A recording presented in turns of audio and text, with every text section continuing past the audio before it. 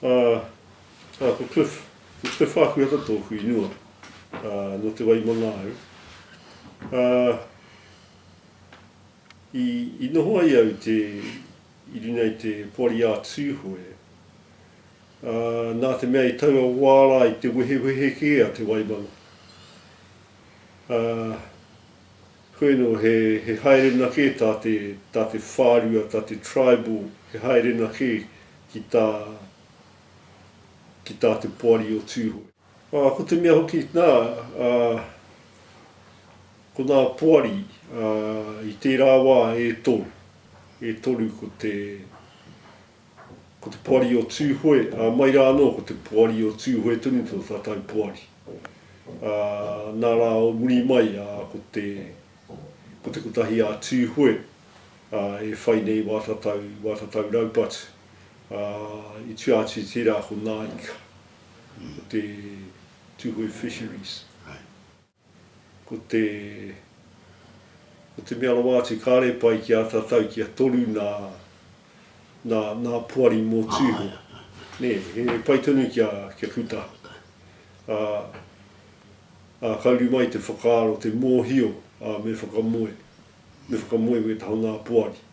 Kāra mai nei ko ai tēnei wā ko te uru taumatu.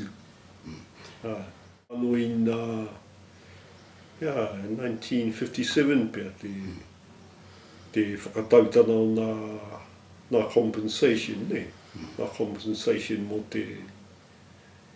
mai te kāwanatana, ko te puari o tūhoe i te whakahaere. Ko te mea paina, nā whārua katoa tūhoe nei nā, kairina wala tau tāngata i tau puari ia.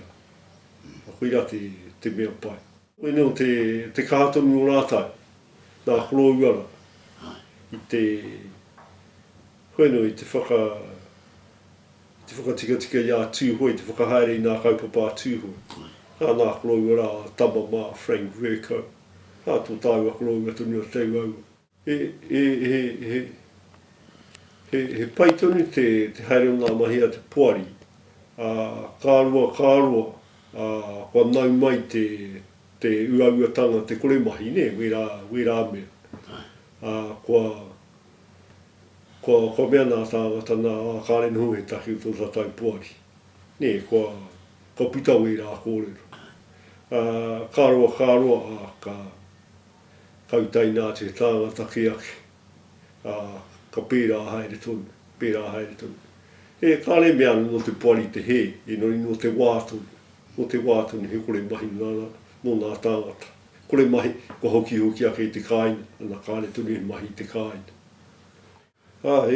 Ko te mea paina, ko tau haere mō tātou, nā tātou, wā tātou mamae kai roto i a tātou. Wā tātou kome ki te kāwanatanga. I nā e neina, ka ia tātou te tikana.